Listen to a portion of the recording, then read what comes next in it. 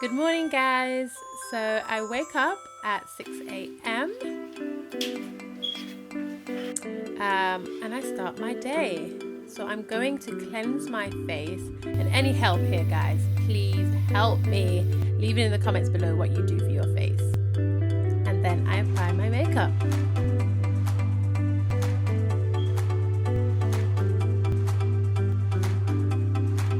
Okay, so I'm ironing here because I was super lazy last night and getting changed. And I'm going to put my glasses on because I just feel it makes me look smarter, right? So it's time to make some breakfast. I'm going to have some oats and some dates.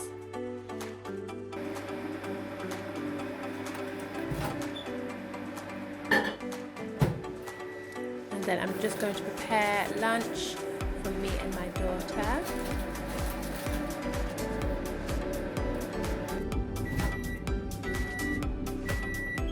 I'm going to have a hot drink. And I'm going to add some honey to my breakfast. Don't you hate when it goes hard like that? Morning. So it is Tuesday. We're going to go in today. For the first day, it was inset day yesterday because we just came back from a holiday. So it's the first day of having the kids back. So I will try and record as much as I can. I'm going to eat my breakfast now and do a little bit of reading, and then I'll set out for my day. Okay, so not much to see here. I'm just eating my breakfast, like I said, and reading.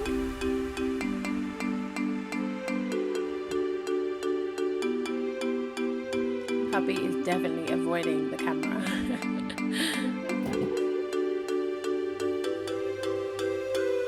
And I'm all set, ready to go to work. Hey guys, so all ready to go to work. So I'm going to leave and I will see you when I get there. It's cold today. So I've just gotten to school. I have about an hour 10 minutes before I'm in tutor time. So I'm going to go inside now. So I'll show you my room.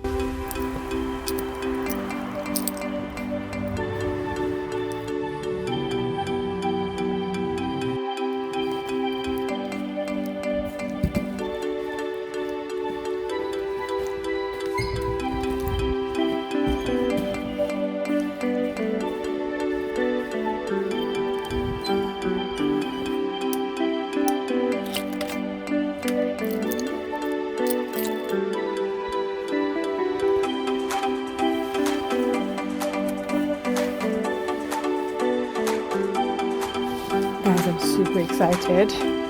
We've got some kettles, I've got some microwaves. Hey guys, so I've just sat down. I'm checking my emails, and then I'll go from there just to see if there's anything that I need to know for teach time. So I basically have, who do I have today? Tuesday.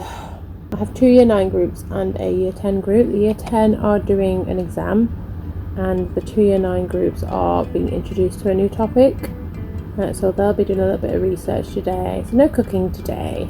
Don't usually cook on the first week back. They've just been on a holiday. So we usually introduce or recap on where we left off. So it's fresh in their minds. And then we go from there. So I think I'll be doing a little bit more assessment this week, just so that they know where they're at, ready for parents' evening. And then, yeah, I will show you what I'm doing a little bit later on. So here is the setup. They each are allocated a station, so there's 4 in a station. This is for theory work. And then obviously this is for their practical work. So there are some with induction hobs and there are some with gas hobs. Yeah, each has a plug socket, a microwave, set of scales, obviously their sinks. I have equipment dotted around the room so that the year 9s can easily locate it, who are the younger years in my school. Again, like I said, that's the gas hob, so that's their sections. Then we have a blast chiller, and then we have like year 9, year 10 fridges, freezer is over there. This did used to be the head of department's office, but much better use for fridges. Year 11 fridge is there. They have two because they do exams.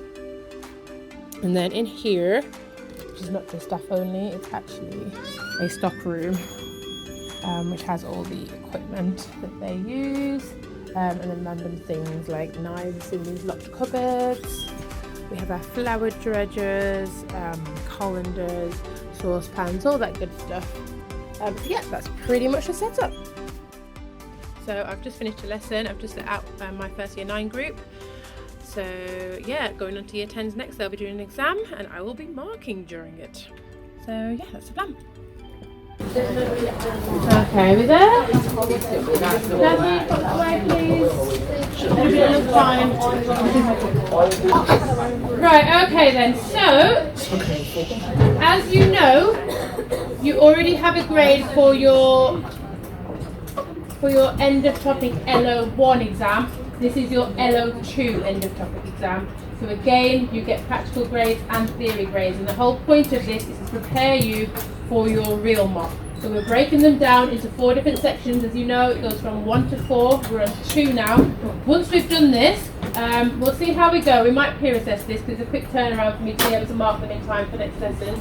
So we might peer mark it. If I manage to do it, then I will obviously do it myself. So 45 minutes on this one. Your usual exam, your full mock, would be 1 hour and 15 minutes. And obviously extra time for those people that qualify for extra time. But again, this is just focusing on LO2, what we've been doing for the last month or so.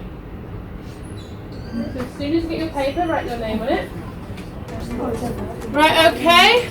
I will count that as 25 to 2, so off you go.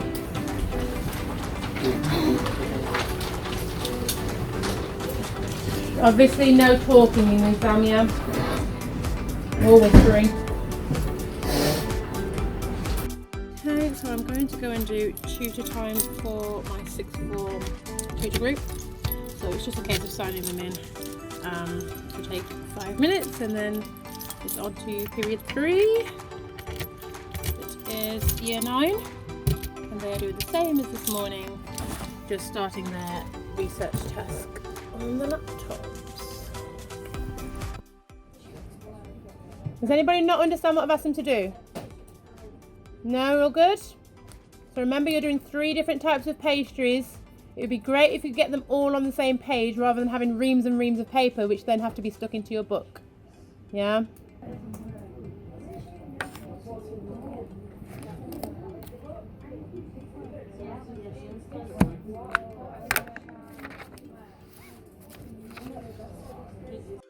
So I've just let out my last class for the day, that was year 9. I mentioned that they were doing the same thing, doing the start on their research task, so they did that, and I basically briefed them on what's coming up and what to expect, making sure that the homework is on point. I think it's really important at the beginning of the term to set expectations high, and then I know that I've said it and they're accountable for their actions should they not meet my expectations. So yeah, that's pretty much it. Now I have PPA time, where I'm just going to mark some papers. So yeah, that's it, guys.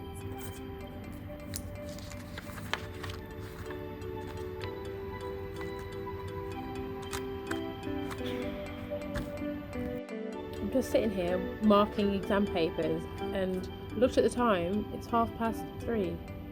And I'm just thinking, how has this day gone so fast? Like, it just goes so fast. And I think there's something to be said in when you're busy and when you're enjoying what you're doing, your day just goes so fast. Like, so fast. I'm finished in 20 minutes. Like, can you imagine? And I haven't even done half the things I want to do. Like, it's crazy like that. Yeah. Right, that's me then. See you back at home.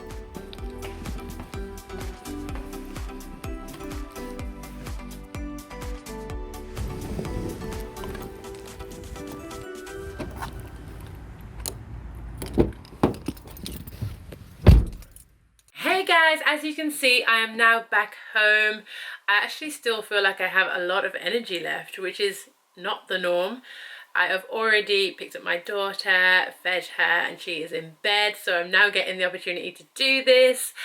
So I hope that you have found that little snippet. I tried to keep it short and simple. I believe in just keeping it real, like this is what it looks like, and I hope that's really given you insight into what being a teacher in a secondary school could look like. Now, obviously that could differ depending on subject, depending on school, depending on the management and the leadership, but I think that that gives a general picture of what that could look like. Now, obviously, I'm in a very practical subject. I'm in food preparation and nutrition, and so they cook sometimes, they do theory, sometimes we're in the computer room. So there's quite a lot of variety in how I can deliver a lesson. It's a real benefit, and I can imagine that might differ across the board, but I would just say make sure you just differentiate your lessons, make sure that you are reaching that gifted and talented to keep them on track and supporting those that might be weaker, and just being aware of different needs in your class, whether that's EAL, maybe that's an SEN need, because that really just help you to kind of create a positive environment. And I would just say get the respect from the kids, especially if you're young, because I started teaching, how old was I? I started teaching when I was 20, I was 22 when I was doing my PGCE, so 23, yeah, 23 is when I started. So I was young, and the kids could pick up on that. I looked young. I still get it now, to be honest, but I kind of just didn't stand out as, you know, your norm teacher, and so I had to earn that respect. I remember one time I was teaching a class, and let me back up. So in the context of it, sixth formers were encouraged to help the younger years out, and it counted towards a reference that they could get on their UCAS form. And so it wasn't uncommon for sixth formers to come into classes of the lower years just to help out. And so I remember sitting down at a table with some students during the course of the lesson, and the person that used to circulate the school just to make sure everything was okay was basically saying, well, where is your teacher? Going crazy because this lesson looked like it had been unsupervised, there's no teacher in the room. And she said, oh, where is your teacher? And so I turn around and give a little wave, and she's like, okay, where is your teacher? And I was like, I am the teacher. And the class just burst out laughing. And I just say that to say that, you know, I just looked like a sixth former. And so I really had to work hard to gain that respect. And it really just comes from knowing your students, I think, and really caring about them progressing and doing well. And when they do well, praising them for it. Praise is like an amazing thing, even with the older ones. I think a lot of people think, oh yeah, the primary school kids really love praise, but oh my gosh, like the 16-year-olds, 17-year-olds, 18-year-olds up in sixth form, they love it. Like you can see the grin on their face, and for me that's everything. That's what makes me go into teaching. So yeah, that's it really, guys. So tried to keep it as real as I could. If there's anything that I've missed out, then please do just pop it in the comments below. I'm sure you're not the only one thinking it. And if you like this kind of content, or if you'd like to see something else, maybe in the teaching realm, then please do comment below and let me know. Okay guys, I hope you've liked it. Please give it a thumbs up if you did. I really appreciate the love. Okay guys, see you later.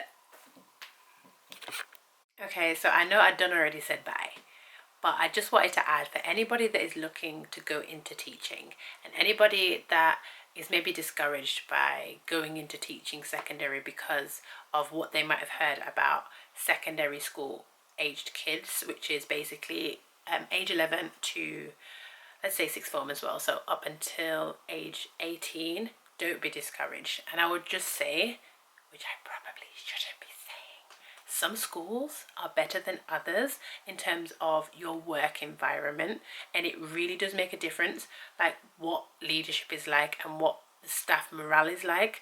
It makes or breaks a job for a person. Like I say, I'm a one-man department, so I've been adjoined to a range of different departments, and so it's then become a faculty. And I've done supply work and I've worked in multiple schools, and honestly, shop around. Don't give up on teaching.